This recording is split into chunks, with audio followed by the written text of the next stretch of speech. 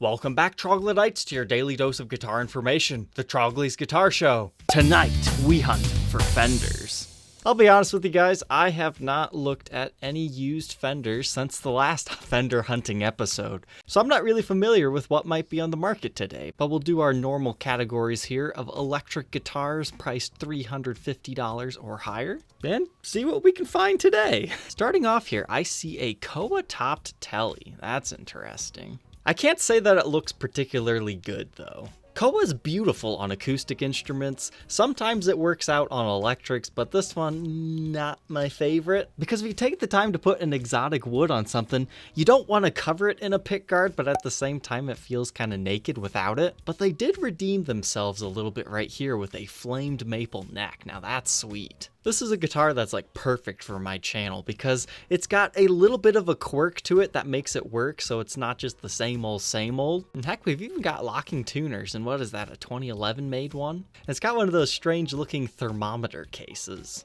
What's the price on this?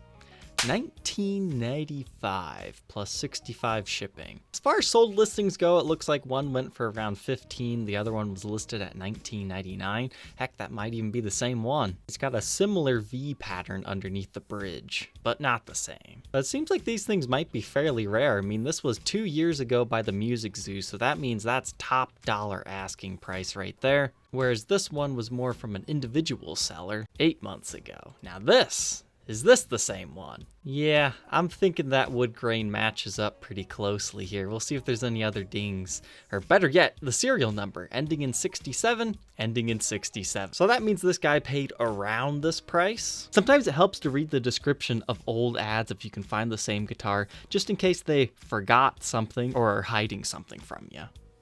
I want to make an offer, but it would just be too low. I would want it at $1,250 because I feel comfortable with the numbers that I've seen that $1,500 will probably sell it. And that's probably what this guy actually wants. He's just listing high so he can be haggled down. It's a little bit of a dance between sellers and buyers. That always happens because that's a best case scenario for me. I would be looking at getting about $1,325, so there's no money in it for me, even if he actually accepted it, so we won't even waste his time on that.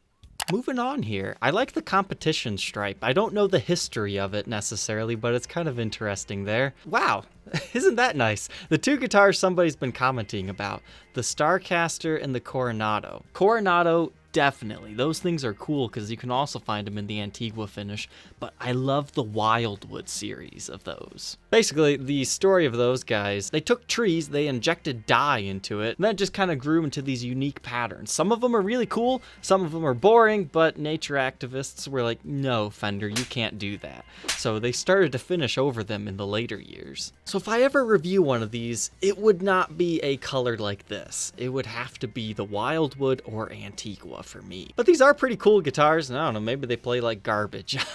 I haven't played one yet or actually held one in person, but I definitely hope to in the future. I believe this ear candy guy is a dealer. Yeah, he looks like a small-time dealer. Oh, he's got some nice Epiphones. I'd really love to document some vintage Epiphones like the Olympics and Coronados. Ooh, this guy's even got a Maverick. This guy's got some good taste here. But I think we're in the same game. Yeah, moving on here, it looks like we've got a offset Mustang. I don't know a lot about Mustangs, to be honest, so I'm not quite sure what's different here. Okay, now I see. There's a lot of differences here. So this has two single coil pickups there, has some sort of vibrato arm on it, but we've got a set bridge with P90 pickups. That's kind of interesting. It's just kind of a new take on a classic design. And honestly, it's really affordable. Huh. I guess it looks like you can buy these things brand new for $500. So yeah, that makes absolutely no sense to pay you brand new price for a used one. Actually, more than new price. Maybe these newer ones are slightly different though, but sometimes that's what people do. They buy a brand new guitar, they don't end up jiving with it, and they think they can get brand new price back out of it. Which, if you buy smart and you buy limited edition models, sometimes you can, like if they sell out really fast. That's why when I do the review and documentation game on limited edition models, I get in them and I list them very quick, because I can usually break even on them or just lose a little bit where the YouTube ad revenue kind of, offsets my costs. All in the name of documenting cool guitars. Whoa! Do you guys see this? $42,000 Resonator Telecaster. What is going on here? Fender Custom Shop Tarot Telecaster. Master built Ron Thorne. Ron Thorne's a cool guy, but what has he done here? It's got that Resonator vibe, but I'm not sure if that's what it's doing. It looks like we got a quilty / flame maple top here, with 2 P90 pickups. These inlays remind me of the Game of Thrones ones that he was making. We've got a shaved heel joint with what appears to be a pretty quilty maple neck, or maybe it's just in the finish. I'm sure if I learned a little bit more about the history of what all this stuff, I could appreciate it more, but for me, maybe a $3,000 guitar, just make it a production run or something, but $42,000, wow. It's definitely a price tag.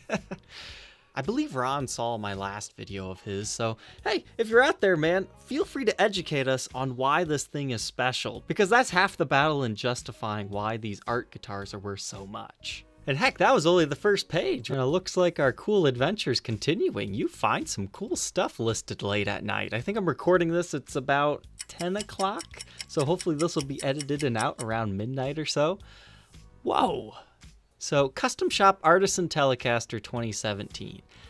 I'm digging this. Something's really different looking about that bridge, and that quilty maple top's looking really cool. And it looks like the neck is potentially roasted maple, and you've got mother of pearl inlays with the anodized gold pickguard. Anodized gold guards are slightly new to me, but all the cool guitars that I like just happen to have them. It's not necessarily that I think they're fantastic, it's just that's the way it goes. It looks like we got a pretty bird's eye neck on here too, with what appears to be a 2-piece ash body as well. This is one of those bird's eyes I'm kind of on the fence about.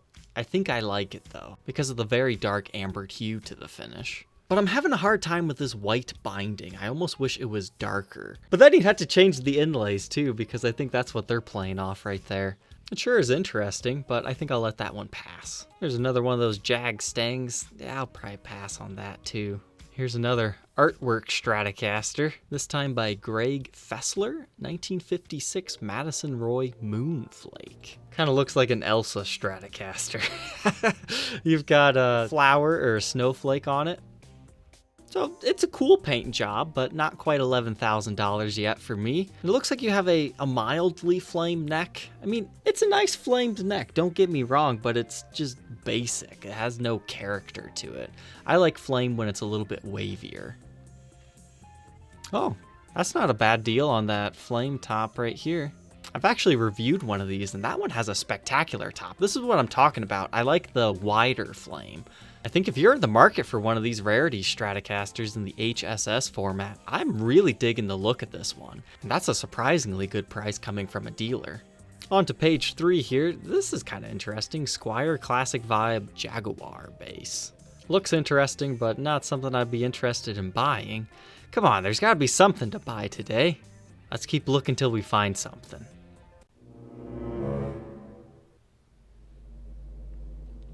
This is kind of interesting. Isn't this called like the E-Spirit or Esprit, something like that? It doesn't appear that they know what it's even called. So Fender Flame 80 Sunbursts from Bolivar, Ohio. So he's close to me. This situation is sketchy as all get out, but I'm thinking this one's real. So sometimes you can catch a deal on this. So I believe this one's called the E-Spirit or something like that. Esprit. Hey, Trogly from the future here. Apparently it's a French word and it's pronounced Esprit. They look close, but not quite. This one has dot inlays versus that one having block inlays. Oh, well, there's your answer. This is an Eastwood copy, but this gives us the keyword that we might need. Maybe it's called the Fender Robin Ford. Those seem very expensive.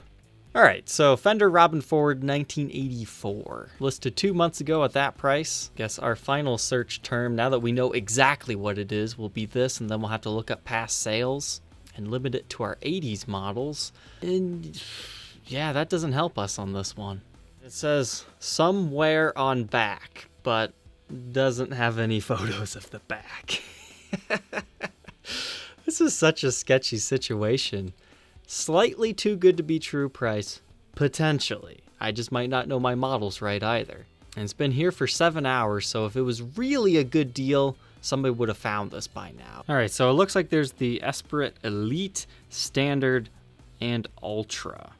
They were all made around 1984, made in Japan. One of them has snowflake inlays. Here's a pretty good match. Yeah, everything's lining up. I would say that is a pretty good deal. We don't know what kind of wear is on the back, but it appears most other people want twice as much. So since the situation's really sketchy, this is when you come in with a really low offer, because nobody else is gonna bid on this crazy stuff. You'll probably see an unboxing episode of A Jug of Lemonade again. Well, I guess we'll give it a shot. Reverb's got our back, right? I did get refunded the last time, so it's all good there. So I hope you guys enjoyed Fender shopping with me. I didn't have much luck tonight, but we did see some cool stuff. Take care.